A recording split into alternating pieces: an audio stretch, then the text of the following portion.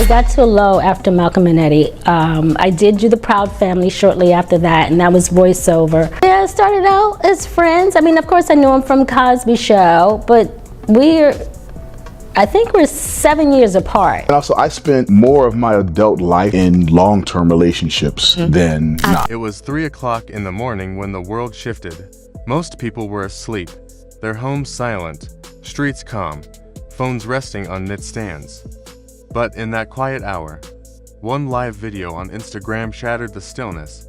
What started as a simple remembrance turned into something far greater, an event that spread across phones, cities, and continents. Karen Malina White appeared on screen. Her hands shook. Tears streaked down her face. Her voice was soft, almost breaking, yet every word reached straight through the glass of the screen and into people's hearts. Our story, she whispered, pausing as though the words themselves were too heavy. Maybe it was never meant for anyone else. But my heart will never forget. Always and always, no matter what anyone thinks. Her words lingered, hanging in the air long after she stopped speaking. Viewers stared at their phones in silence, many with tears in their own eyes. It wasn't just a live stream.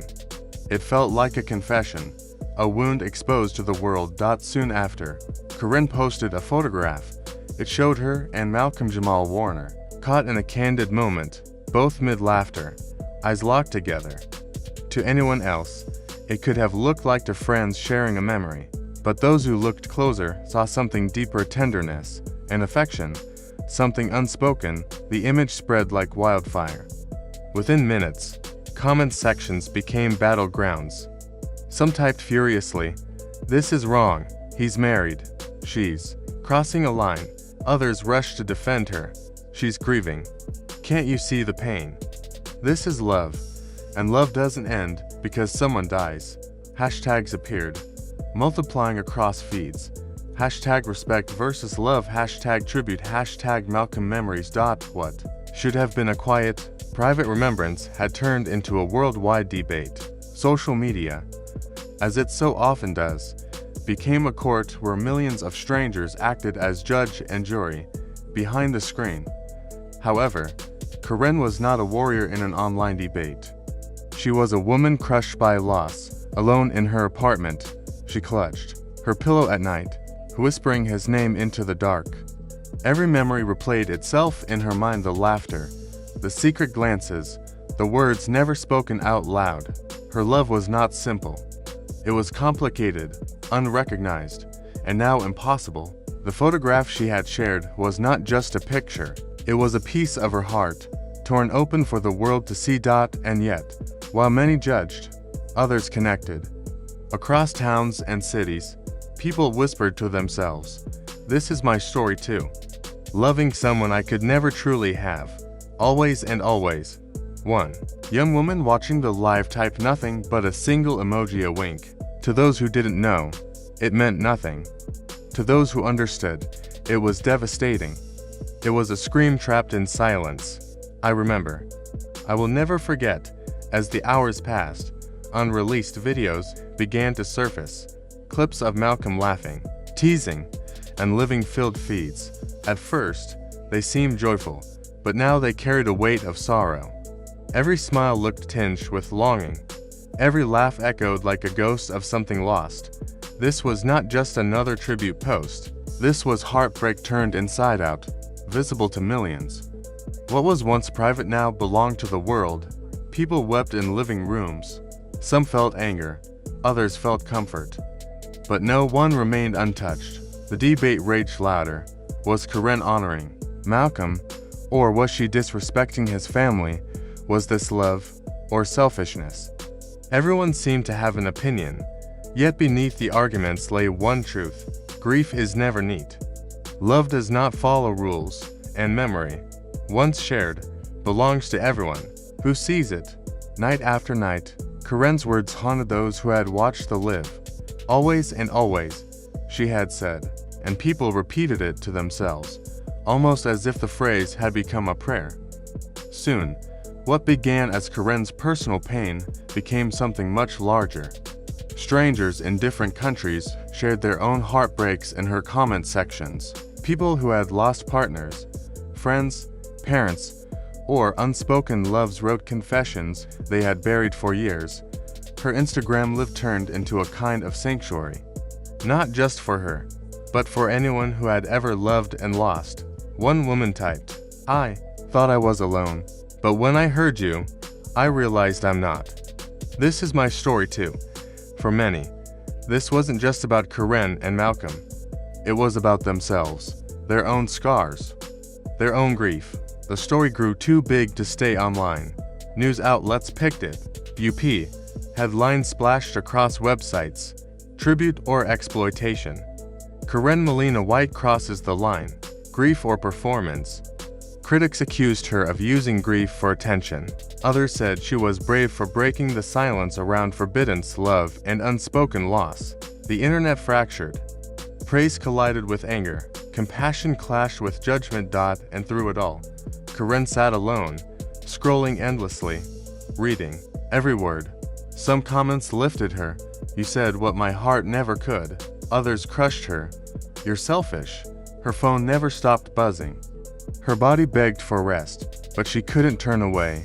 Against her better judgment, Karen went live again. The screen lit up, thousands of viewers pouring in within seconds. Her face was pale, her eyes swollen. She spoke slowly, each word carrying the weight of exhaustion. "I know some of you are angry," she admitted. "I know some of you think I've gone too far. But grief isn't neat. Love doesn't wait for permission.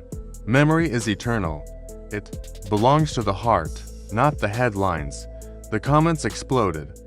Thousands of hearts and broken heart emojis flooded the chat. Strangers poured their sorrows into her live confessions of lost children, lovers, parents. For many, it no longer felt like Karen's life. It had become everyone's single quotes s. Then came something no one predicted. A young fan posted a thread online. She confessed that watching Karen had finally allowed her to grieve a love she had buried years before. "I realized my heartbreak wasn't shameful," she wrote. "My love wasn't wrong. I finally let myself feel again." Her post went viral. Thousands responded, echoing her words. For the first time, grief became not just personal, but collective. And then, like fate itself wanted to stir the fire, old archival clips of Karen and Malcolm surfaced. Behind-the-scenes videos, shared laughter, glances that lasted too long. They weren't just co-stars.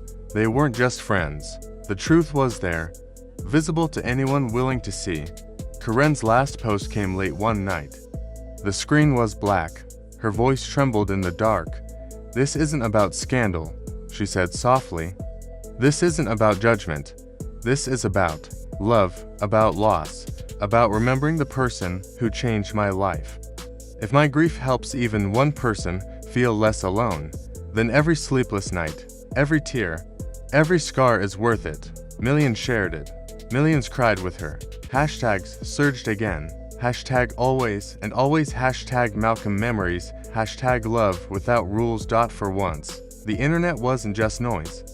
It was a cathedral of grief, a place where sorrow became connection.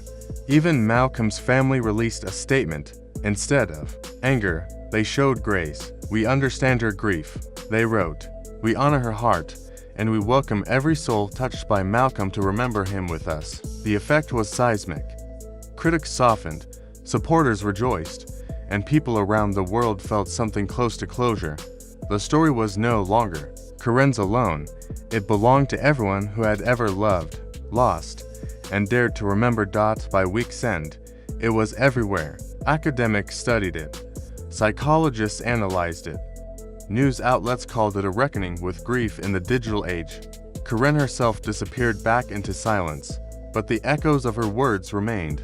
Always and always.